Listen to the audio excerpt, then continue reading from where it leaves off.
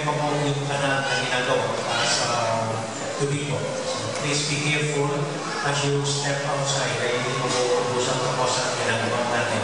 Secondly, ginagawa ko po ng council members at ang presidente ng iba't ibang organisasyon para sa meeting po pagkatapos ng misa dito to discuss our coming fiesta. And then lahat ng lectors, commentators, mag-talk after lunch para sa meeting po naman po nila for the new liturgy that they will be using in our parish next month or in time for the start of the Novena of St. Jude. Ang class na mas po this Friday ay sa phase 2A and B. Kasama ko. Hindi po alam na specifically doon, magtanong na lang po.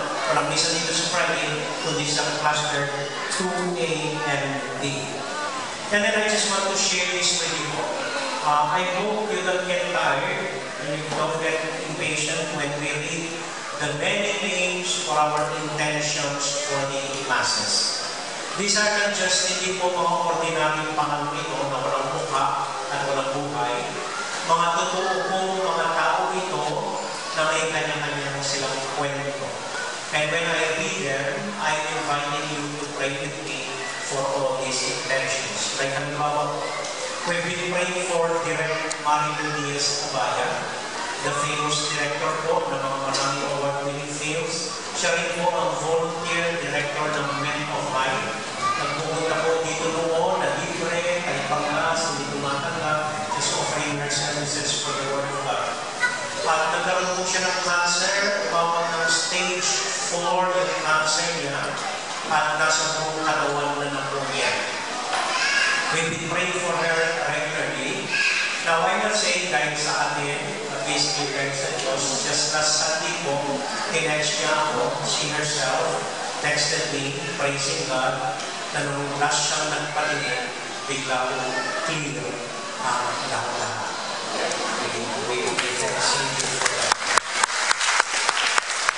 just giving things one. Marami po ito. Kung yung mga ito may kwento yung iba, mas alam po ninyo kaysa sa akin.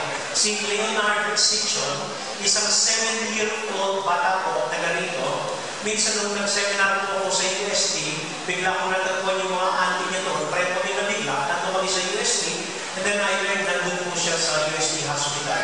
A 7-year-old boy being treated, if I'm mistaken, for leukemia or may differential po siya sa dugo. And since then, I visited him sa UST and we've been praying for him. And when sa kwento po ng pamilya niya, he is improving very well. Salamat din po sa mga salan. Many prayers for him. Like Coaching Team, kailangan po natin si Coaching Team dito sa welcome. Well, ganun pa rin po ang kalagayan niya sa health po niya. Pero hopefully, ang kailangan po nangyayari ay sa pamilya niya. We've been praying for Beth Yogan, kasama po natin dito. She's still surviving with that cancer. Well, maybe po pinagdarasal natin na nahintay natin si Brother Willie, kasama po natin sa mga EMDC. Pero tayo po naniniwala dahil din sa panalangin natin ay kaya pa umuwi na sa ating Panginoon, sa paggusto ng mga Panginoon. Many people we pray for him.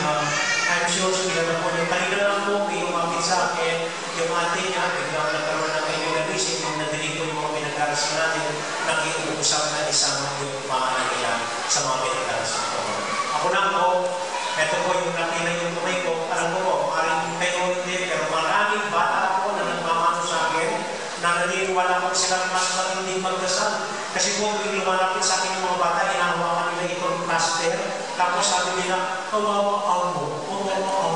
And I'm sure after that, they pray for me. Kaya kung huling check-up po, okay, hopefully next week, mapupunto na po. Hindi mahalaga. Yung cash po, kumahahap na yung cash. And so all these people we pray for, pati po yung mga kapatid natin kung imawa, we sincerely pray for them. And I hope when I read them, you join in praying for them. And kung meron po kayo gusto ipagdasal, prayer intention whatsoever, just write their names in a piece of paper, grab them in the office, libre po wala tayong sinang-charge dito. Libre po tayo ang mga ito. Okay? And then, for our assignment today, assignment this week, ganito po ang assignment this week, homily po ito, pinag-usapan pa rin po ang bata. Last Saturday po, sinundo ko ng mga kaibigan ko, and then yung along the highway po, pinabibita, binigyan ko ng hamburger, then nagparada po kami sa gilid ng fence ng gasolinahan, dahil ayaw mo kumuha bumaba. Ay, hirap pang bumaba sa sasakyan. Anyway, when we were eating our hamburger, may 30 bata napansin ko sa labas ng fence ng chicken wire. 30 magkakapatid, 2 lalaki, 1 batang babae. Nakagano sa amin, nakatingin sa amin. And then after a while po, may nagtapo ng tirali ng KFC, fried chicken, dun sa basurahan, na tabi ng fence. Yung isa sa 3, yung pinakamaliit, pinakabata, ginawa ko ay gumapang sa ilalim ng fence. Dahil nga siya, gumapang sa ilalim ng fence, dali-dali kinuha niya yung tinapong basura, dahil bubuhin sila ng security, inihapis yung basura sa baba, and then lumipat. And then sa nakikita ko po, binuksan nila yung tirang KFC, at silang 3 nag-fiesta ng tirang buto ng manok. At sinisip-sip po nila, ibumubos yung plastic ng ketchup at dinilintin, inayong daliri nila dun sa sauce. Tuwang-tuwa ko kumakain ng tira ng buto ng fried chicken. Nagilti po ako, hindi ko makain-kain yung hamburger ko. Pero dahil na halos na matikunan, ginawa ko po, eh dami-dami ko pong bago ng biskuit na pinamimili mo ninyo, yung sugar-free, imported biscuits pa, yung dala-dala ko, baka magutom sa daan. So ginawa ko po, ginawa ko sa pagkaibaman, meron pa pong dalawa doon na hindi bukas. So binaba ko po yung dalawa, binigay sa kanila. Kung minsan po ayaw natin magbigay sa mga bata, dahil pering hinihingi nila. Baka sinusugal lang.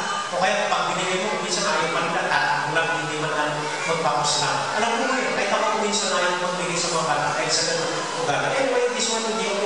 So binigyan ko, kahit magkasalamat sila mo, kahit mas gusto nila pero para sila kasi binigyan ko po ng tinapay ng ugali. And then yung mga tayo ng mabis, yung babae ko, kahit pinipilit siya ng dalawa niyang kapatid na lalaki, ayaw yung buksan yung kanya. Pinanawakan mo niya.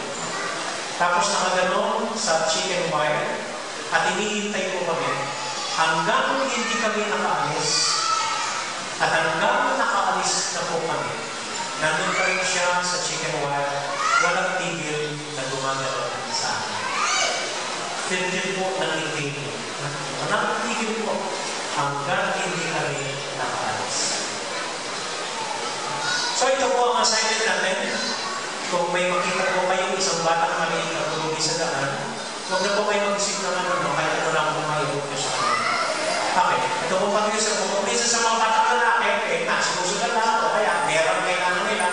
Okay lang po yan. Yung mga lalaki sa lansangan, kaya po nilang lumaki sa lansangan. Mga lalaki ko, kaya po nilang mabuhay sa lansangan. Pag yung mga nanay na may dalang bata sa lansangan, ay nako, racket lang po yan. Kayo magbigay sa mga yan. May suki na po kung kami dumarating dito, dalagaling bata, humingi ng pagkain, bigyan namin ng walis, o walis mo na, tapos bigyan ng pera, hindi ko mabago siya, nakakis na lang. Gusto talaga pera. Pero po, ang mga batang sa lansangan na babae, sila po ang mas kawawa. Kung may makita po kayo, batang babae, kung kakali po sa lansangan, kahit ano po saan, yung po sa. Okay? Yan po ang assignment natin. Salamat. Si Tayo.